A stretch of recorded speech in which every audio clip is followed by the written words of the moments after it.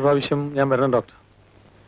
എത്ര പ്രാവശ്യം ഡോക്ടറെ കാണുന്നു അത്രയും ആരോഗ്യത്തിന് നല്ലത്. അപ്പം വന്നു തന്നെ ആകണമല്ലോ.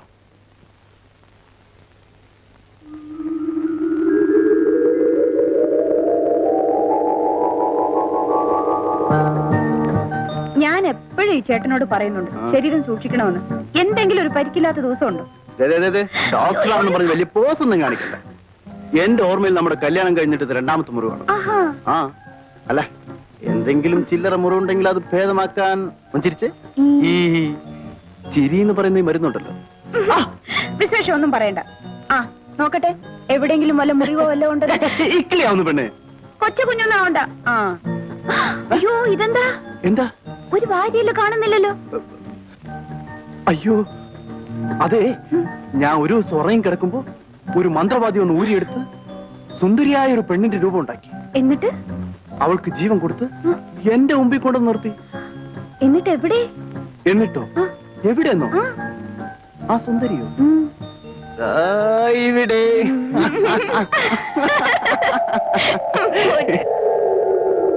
ഡോക്ടർ എന്താ ആലോചിക്കുന്നത്?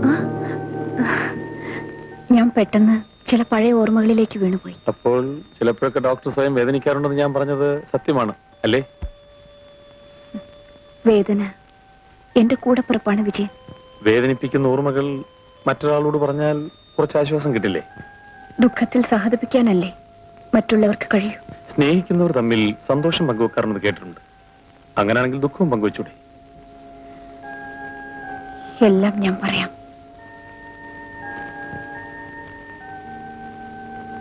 ചെറുപ്പത്തിലെ എന്റെ അമ്മ മരിച്ചു. എല്ലാമായി എന്റെ അച്ഛൻ ആ വേദന പോലും അറിയിക്കാതെ എന്നെ താലോലിച്ച് വളർത്തി. ഒരു ഡോക്ടറായതിനു ശേഷം ആർഭാടപൂർവ്വം വിവാഹവും നടത്തി.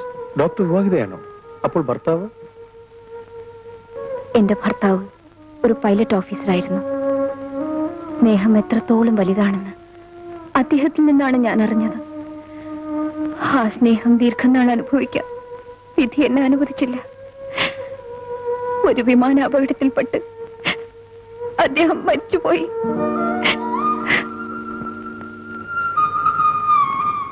ആ ഷോക്കിൽ എന്റെ അച്ഛനും മരിച്ചുപോയി. എന്ത് പറഞ്ഞ് ഡോക്ടറെ ആശ്വസിപ്പിക്കണം എന്നെനിക്ക് അറിഞ്ഞുകൂടാ. എങ്കിലും പറഞ്ഞു കഴിഞ്ഞപ്പോൾ എന്തോ ഒരാശ്വാസം കിട്ടുന്നത് പോലെ അനുഭവപ്പെടുന്നു. എന്റെ ദുഃഖകഥകൾ പറഞ്ഞ് ഞാൻ വിജയനെ വേദനിപ്പിച്ചെങ്കിൽ എന്നോട് ക്ഷമിക്കണം. അയ്യോ, അങ്ങനെയൊന്നുമില്ല. എങ്കിൽ സമയം കിട്ടുമ്പോഴൊക്കെ ഇങ്ങോട്ട് വരണം. കാണുമ്പോഴുണ്ടാവുന്ന സന്തോഷത്തിന് വേണ്ടിയെങ്കിലും.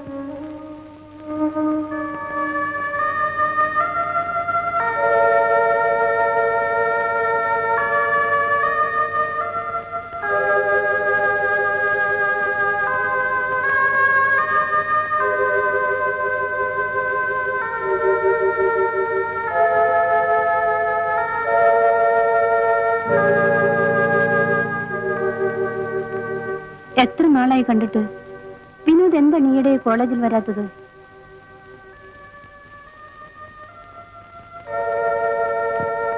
എന്റെ അച്ഛൻ മരിച്ചുപോയി. അതൊരു വെറും മരണമായിരുന്നില്ല, കൊലപാതകമായിരുന്നു. എന്നിട്ട് പോലീസിൽ പരാതിപ്പെട്ടില്ലേ? എന്റെ അച്ഛനെ കൊന്നവനോട് ഞാൻ തന്നെ പകരം ചോദിക്കും. വിനോദ്, പഴയതുപോലെ നിനക്കെന്നെ എപ്പോഴും കാണാൻ പറ്റിയെന്ന് വരില്ല.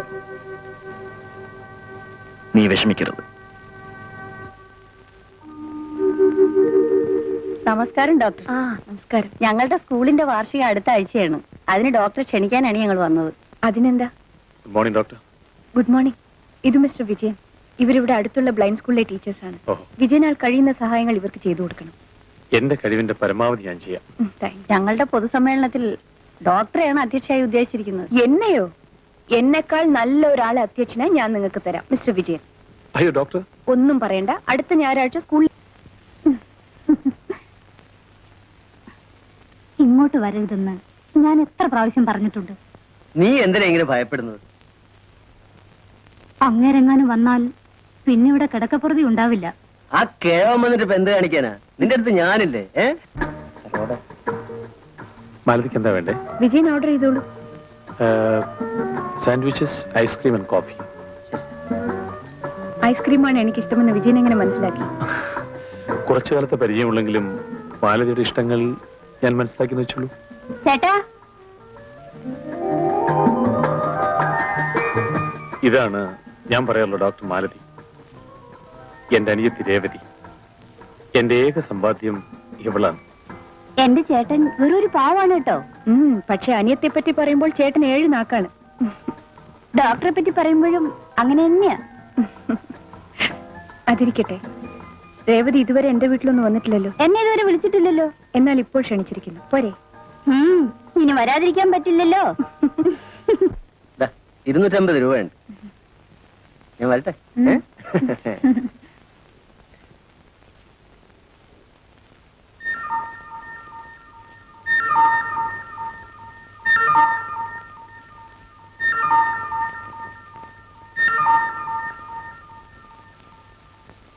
നമുക്കിന്ന് രാത്രി ഒരു സ്ഥലം വരെ പോകണം. അങ്ങേര് തിരിച്ചു വരുന്നതിന് മുമ്പ് നമുക്ക് വരണം. അതൊക്കെ ഞാൻ നോക്കിക്കൊള്ളാം. നീ റെഡി ആയിരിക്കും കേട്ടോ. ശരി.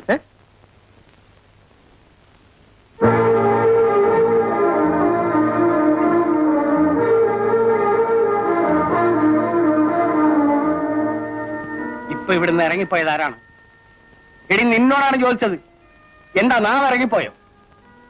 ഇവിടുന്ന് ഇറങ്ങിപ്പോയത് ആരാണെന്ന് നിങ്ങൾ ചോദിച്ചല്ലോ. ഇത്രയും നാൾ ഇവിടുത്തെ ചെലവുകൾ എങ്ങനെയാണ് നടന്നതെന്ന് നിങ്ങൾ അന്വേഷിച്ചോ?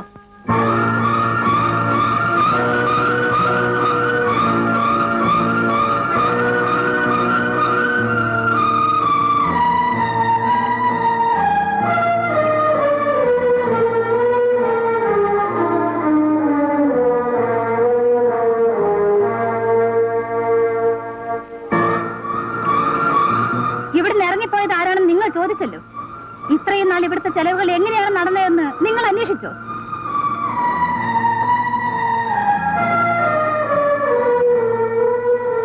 മോളെ, നീ കരയാതെ. അച്ഛനാണ് തെറ്റിയത്. ഉപദേശിച്ച് നന്നാക്കേണ്ടതിന് പകരം വിജയനെ അച്ഛൻ ഇവിടെ ഇറക്കി വിട്ടു. അവൻ ഇന്ന് ഇവിടെ ഉണ്ടായിരുന്നെങ്കിൽ നീ കരയാതെ. ഇല്ല, ഇനി ഞാനിത് അനുവദിക്കയില്ല. അച്ഛൻ പോയിട്ട് വരും.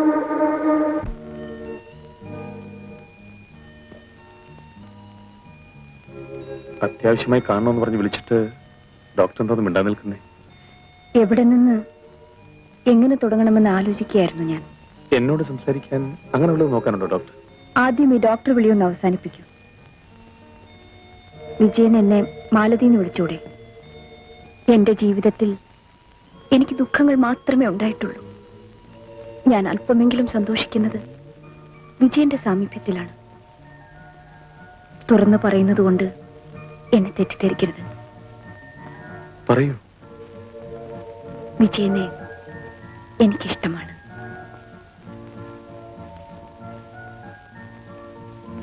മാലതിയെ വിഷമിപ്പിക്കണമെന്ന് എനിക്ക് അശേഷം ആഗ്രഹമില്ല.